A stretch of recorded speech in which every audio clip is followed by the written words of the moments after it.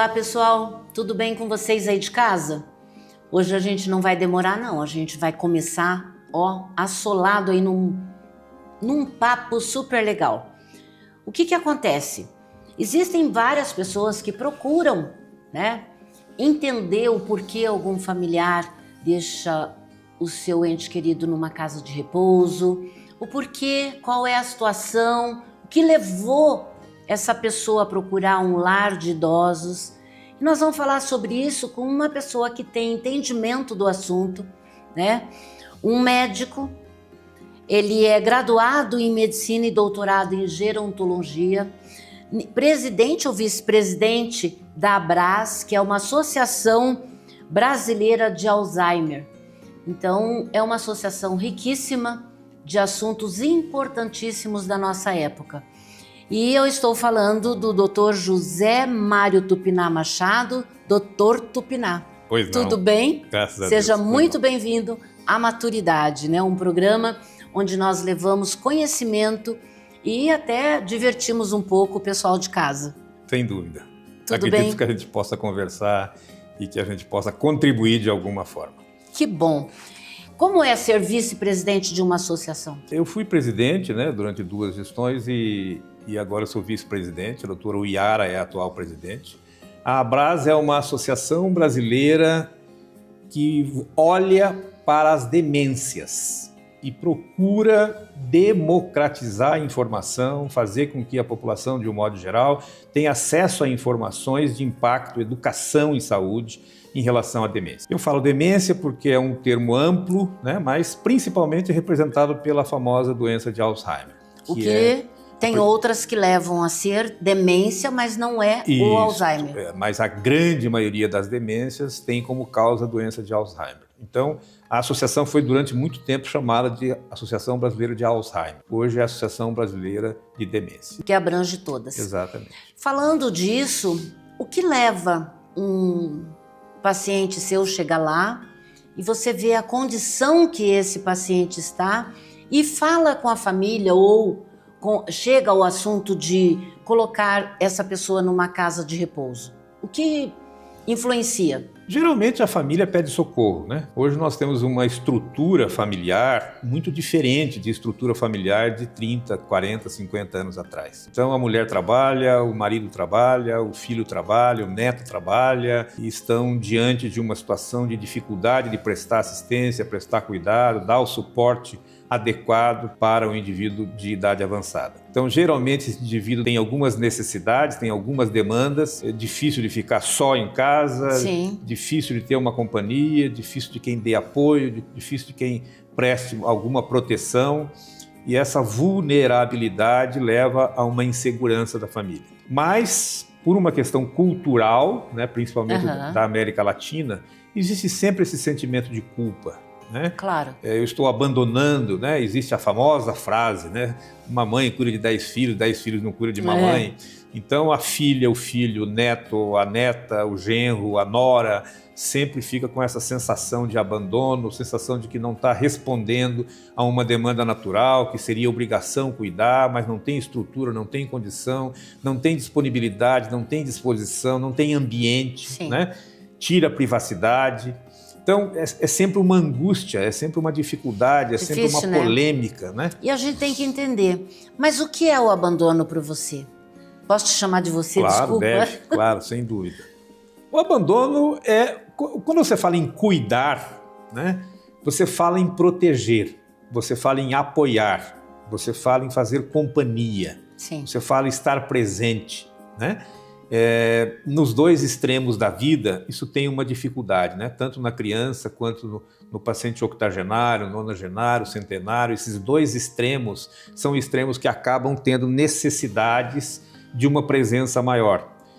E hoje, na nossa cultura, a cultura norte-americana e europeia também não foge muito, mas o Brasil envelheceu muito rapidamente. Falamos disso sempre, quase todos os programas. Então nós não sabemos ainda lidar com o idoso. E nós, idosos, eu sou idoso. Eu também. Então nós, idosos, também não temos muita clareza sobre o nosso papel na sociedade.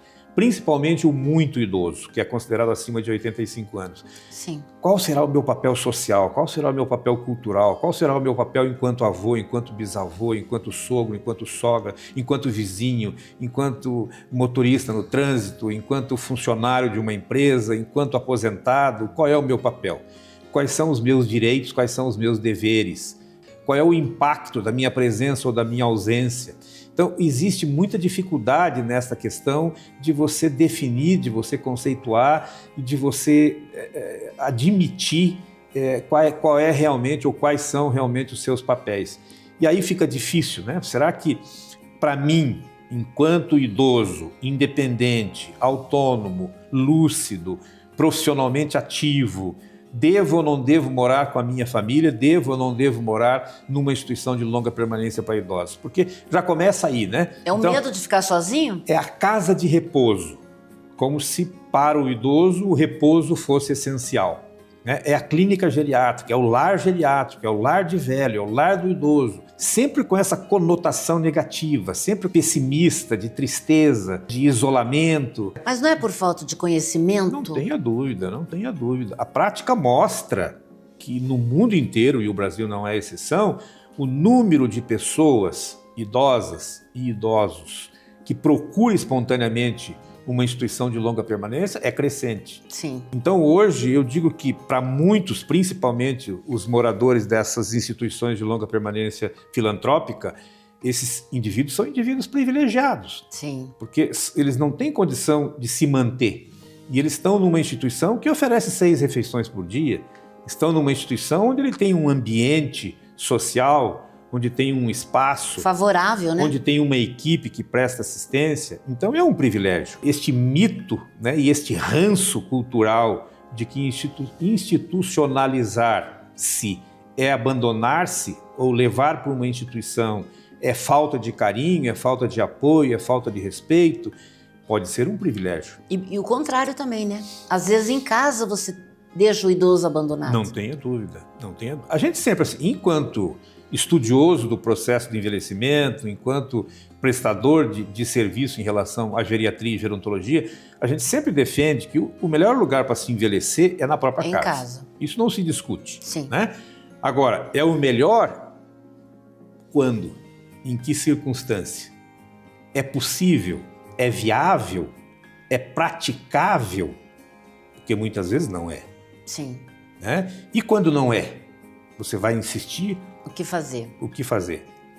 Então, mas eu acredito que isto, no tempo, tem o seu momento em que esta cultura vai se transformar numa rotina. Eu acho que a gente já está mudando muito, porque você falou em 30, 40 anos, não. Como proprietária de um lar, o que eu penso? Há 10 anos atrás, eu já estou há 17 anos, há 10 anos atrás, há 17, era muito diferente. Era um asilo, onde a palavra pesava muito. Então, quando trazia alguém aqui, falava assim, ai, mas eu vou deixar meu pai no asilo. Gente, aqui não é asilo, né? Então, essa prioridade que você dá de um carinho, de um respeito, dignidade, a condição de ter uma vida com colegas da mesma idade, assuntos que atraem a mesma população dessa casa, faz com que essa sociedade do lar ou de qualquer outra IUP seja tão mais importante que aquele da casa onde ele está lá sentado, assistindo TV, todo mundo passando na frente, mas ninguém está vendo ele. Infelizmente, dá muito bem para se fazer uma analogia com a criança que é assustada pelos pais, que se não se comportar vai dar injeção. Sim. E o avô, se não se comportar, vai para um asilo. Casa de repouso, É um castigo, né? Então, se o senhor continuar fazendo isso, nós vamos te colocar num asilo, né, como um castigo. Se a criança não vai desrespeitar o pai, vai tomar uma injeção. Então, essas analogias e essas ameaças foram históricas. Sim. E hoje nós temos que quebrar esse paradigma, né?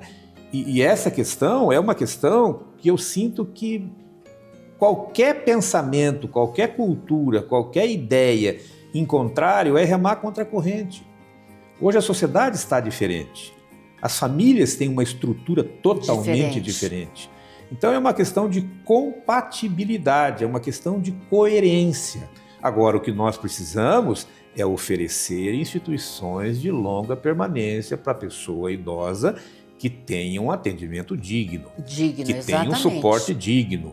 A gente tem visto muito também, graças a Deus, essas mudanças em pessoas mais velhas, sabia? Aquele que pega a mala e fala assim, eu vou para uma casa de repouso. Eu vou dar uma olhada, ele liga, às vezes liga pra gente e fala assim, você pode me falar como que é aí? O que eu vou fazer se eu for morar aí? O que tem pra mim? Né? Então, já mudou muito. Olha, eu não quero morar com meus filhos, eu não quero atrapalhar a vida dos meus filhos, eu quero que eles venham me visitar, mas eu não tenho mais condição de ficar sozinha, então eu vou para uma casa de repouso. Posso ir aí conhecer a sua? Eu acho isso que é de um tempo para cá. E nós estamos vendo cada vez mais isso. Eu tenho idosos que vieram sozinhos, com a mala, e nem os filhos sabiam. E de repente, minha mãe tá morando aí, tá morando aqui. Por quê? Porque se sentem no local onde eles devem. Quando você é bebê, você tem um bebê, você leva o bebê para onde? Uma creche, você vai trabalhar, deixa lá na creche. Idoso também tem isso, né? Existe aquele idoso que não pode ficar sozinho. Agora, mesmo o idoso independente e autônomo que toma essa decisão de livre e espontânea vontade, né? Eu quero continuar passando o final de semana na praia. Sim. Eu quero continuar visitando o meu filho. Ele é livre. Né? Mas eu quero sim ter uma liberdade e ter uma privacidade. Quer dizer, se eu conheço uma instituição que me oferece a privacidade e que me respeite a autonomia, tudo bem? Então não é porque eu preciso de um apoio. Eu gosto muito da frase liberdade protegida. Sim. Quer dizer, então, eu tenho que ter a sensação de que se eu quiser ir ao cinema, se eu quiser ir ao teatro, se eu quiser ir ao supermercado, viajar, se eu quiser passar o final de semana fora, eu vou. Agora, eu sei que eu tenho o meu endereço e nesse endereço eu conto com uma equipe que me dá o suporte necessário quando eu precisar.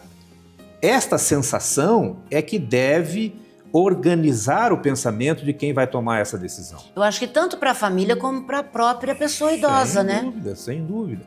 O que a gente vê, infelizmente, são instituições de longa permanência que ainda traz aquele ranço do asilo. Você está numa instituição, você é claro que você tem que seguir o regimento interno, que você tem que seguir... Precisa, né? Existe um pacto, existe um contrato, existe uma organização, né? Isso é necessário, isso é imprescindível. Mas isso não pode roubar a individualidade. Como se fosse uma obrigação. Isso né? não pode roubar a individualidade. Existe um paradoxo também, um conflito que eu gosto muito de discutir, que é a questão privacidade e segurança. Quer dizer, a partir do momento que eu quero uma privacidade de 100%, eu abro mão de segurança. A partir do momento que eu quero uma segurança de 100%, eu abro mão da privacidade. Então eu vou ter uma câmera no meu quarto, eu vou ter uma câmera no banheiro. Quando eu estiver sentado para defecar, eu quero estar sendo filmado, porque caso aconteça algum acidente, alguém sabe que eu caí. O que aconteceu? Então, assim, são coisas que não conseguem conviver de forma harmônica. Separada. Né? Privacidade e segurança são dois aspectos que, quando você ganha de um lado, você perde do outro. Mas falando assim, você não acha que as instituições estão muito ligadas? Claro que precisa, né? Nós precisamos da Anvisa, nós precisamos de Ministério Público, nós precisamos, né? Estamos ainda, eu estou falando ainda porque a gente está trabalhando muito para mudar algumas coisas, né? Eu me lembro quando abri a primeira casa, o que acontecia? Não podia ter cortina de tecido. Então, existem alguns absurdos, eu vou dizer, que nos chocam às vezes por não poder fazer. Ou, pode, mas não deve. Então você fica um pouco preocupada porque às vezes o idoso vem aqui e diz assim, eu posso fazer minha comida? Eu posso lavar a minha roupa? Por que não? O Brasil é um país muito rico em paradoxos. Tem muitos paradoxos, né? E qual é um paradoxo? Por exemplo, instituição de longa permanência no Brasil não é instituição de saúde. É uma instituição social. Então, se você for seguir a RDC, que foi atualizada agora em 2021 com pouquíssimas mudanças. Muito pouca mudança. Mas está valendo a de 2005 praticamente. Mas lá diz, instituição de longa permanência para idosos não é uma instituição de saúde, é uma instituição social. Se é uma instituição social, por que eu tenho que ter, quando há desnível, um elevador que caiba a maca? Sim. Eu não sou hospital? Não é obrigado ter médico. Não é obrigado. O médico não é obrigado. Por quê? Porque não é uma instituição de saúde. Bom, não é uma instituição de saúde, mas então por que não pode cortina? Entendeu? Então são paradoxos que precisam ser resolvidos e que há uma morosidade, uma burocracia muito complicada. Então vem a Anvisa, fala uma coisa, vem a promotoria do idoso, fala outra coisa, vem o bombeiro, fala outra coisa. Então, né? E acaba te tratando como uma clínica, como um hospital, que você não é. Entendeu? Só que não tem ligação nem com a Secretaria de Saúde, nem com o SUS, nem com o Ministério da Saúde, é tudo da área social. Não tem verba do Ministério da Saúde, as instituições filantrópicas sem fins lucrativos não recebem verba nenhuma da saúde, nem do Ministério, nem da Secretaria, nem nada. Tem convênio com a FAS, com a Fundação Sim. de Ação Social, que é um órgão social. Né? E mesmo as instituições privadas têm dificuldade. Né? Porque nós entramos no mesmo patamar. Exatamente. Entendeu? É difícil a gente falar disso sem expandir alguns pontos que não é o caso. Mas quando é hora, voltando lá no nosso assunto, quando é hora para que você fale com a família sobre um lar de idosos? Quando a família me traz, né, alguma angústia, alguma dificuldade operacional, alguma dificuldade na rotina, no dia a dia, né? Como é que eu faço? Eu tenho 2 filhos adolescentes, eu trabalho, o meu marido trabalha, o meu pai ficou viúvo, a minha mãe ficou viúva, está com dificuldade para gerir a própria rotina, está com dificuldade de cumprir a rotina de medicamentos, está com dificuldade de conviver com um funcionário da limpeza, está com dificuldade de fazer a própria alimentação, está com dificuldade de controlar suas finanças.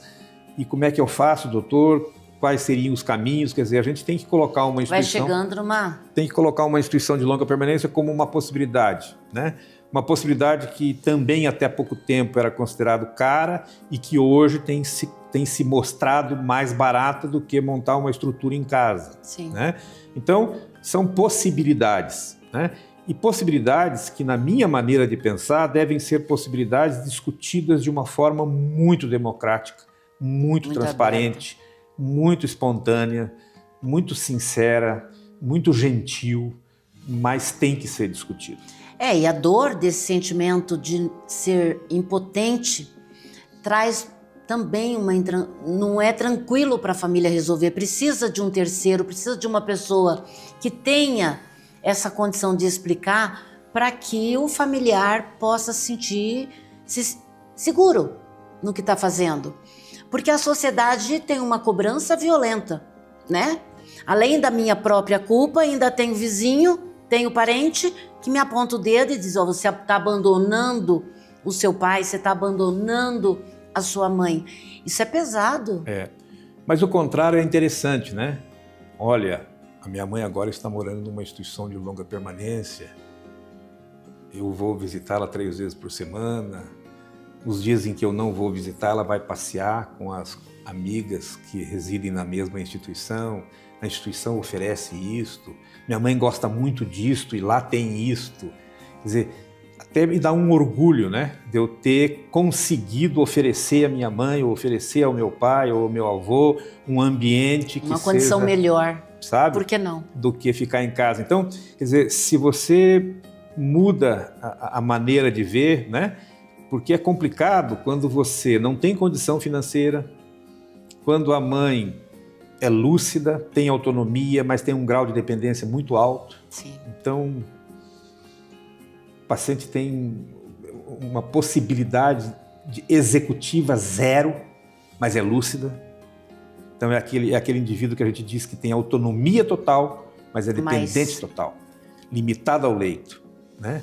E aí essa sensação de que você está depositando aquele ser num ambiente que não é adequado, que não é o que ele gostaria, que não tem a estrutura que ele precisa, que não responde às demandas dele, mas que é aquilo que eu posso oferecer.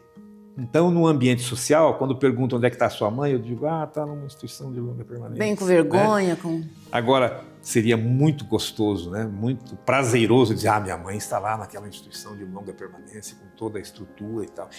E eu gosto muito de insistir, né? Quando eu falo toda a estrutura, eu não estou falando de luxo. Né? De luxo, está falando de atendimento. Estou falando de qualidade de atendimento, de respeito, né?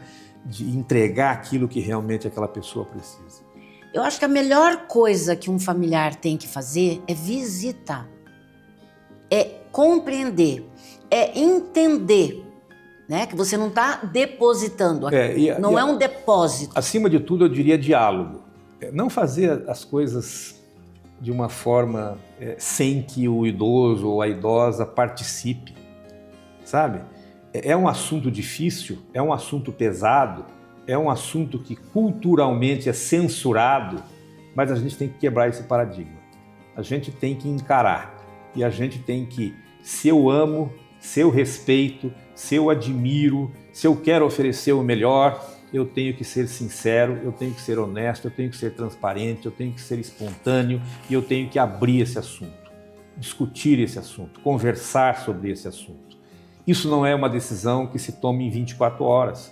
Isso é uma decisão amadurecida. Isso é uma decisão que exige diálogo, exige conversas e conversas, e o amadurecimento desse assunto é que vai ter uma conclusão saudável. Como médico, geriatra, quando você vê um idoso que está numa demência, mas aquela demência já para o final, né? Que existe aí um longo caminho até essa pessoa chegar ao final. E a família então percebe que já fez de tudo e não conseguiu. Mesmo assim, você dá o conselho, você entra nessa conversa de uma casa de repouso? Sim, eu acho que você tem que oportunizar, né, para a família e colocar isso como uma opção, né? E a família que tem a sua realidade, que tem as suas peculiaridades, as suas características, a sua escala de valores, né? Veja, nós vamos oferecer o que esse indivíduo neste momento precisa, porque é um paciente, é uma pessoa de alto risco, sim, né, de acidente doméstico. Muitas vezes o paciente tem uma deterioração intelectual muito antes de ter uma deterioração executiva. Então ele caminha, então ele se veste, mas ele não tem noção. Sim. Então esta falta de noção, essa falta de coerência, essa falta de lucidez oferece um risco muito grande. Risco de acidente doméstico. E grave, né? De se queimar, de cair, de ter, né? Então, é um momento de se perguntar, né? Qual é a estrutura que nós podemos oferecer no sentido de proteger e entregar, responder a essa demanda.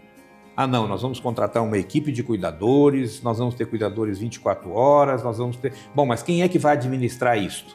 É difícil, né? Não é fácil. E o dia que a cuidadora disser que não vai porque o filho está com febre? 5h30 da manhã, não vou trabalhar. Quem que vai substituir? Então, tem que se colocar tudo isto, né?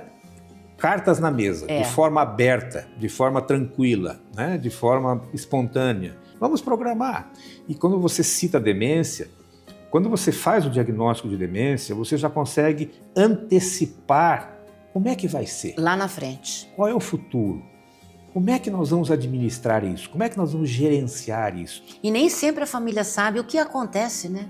Porque os dias você levanta de um jeito, adormece de outro, é tudo muito rápido. E na demência especificamente, há uma tendência muito forte de negacionismo. Sim. Não quer entender, não quer perceber, não quer aceitar.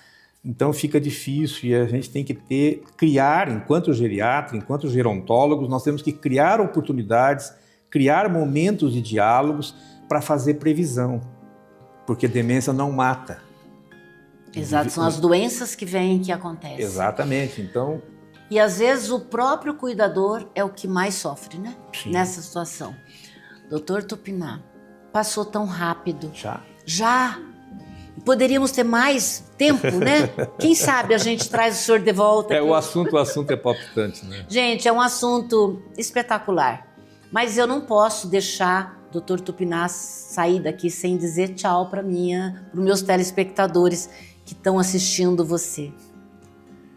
Pessoal, busque entender o processo de envelhecimento. Busque se familiarizar com esse processo de envelhecimento.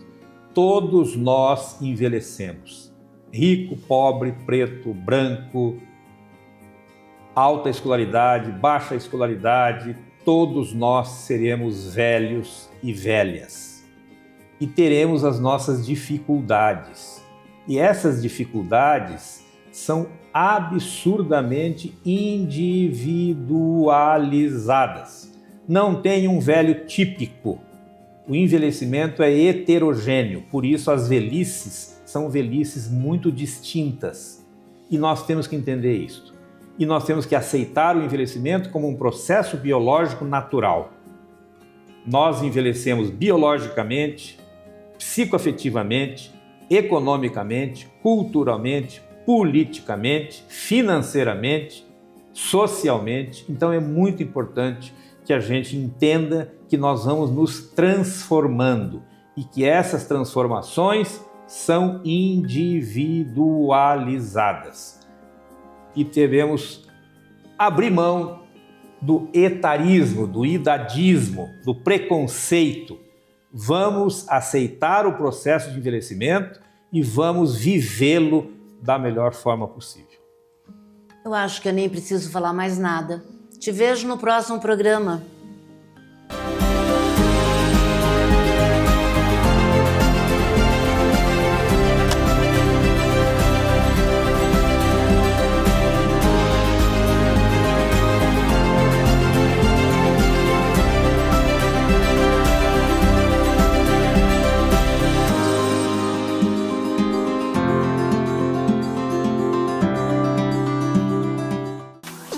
Na Morada Feliz, cada dia é um abraço quentinho. Aqui, nossos idosos vivem com carinho, conforto e alegria. Temos atividades que aquecem o coração, cuidados especiais e um lar cheio de sorrisos. Venha conhecer a Morada Feliz, onde a maturidade é celebrada com amor.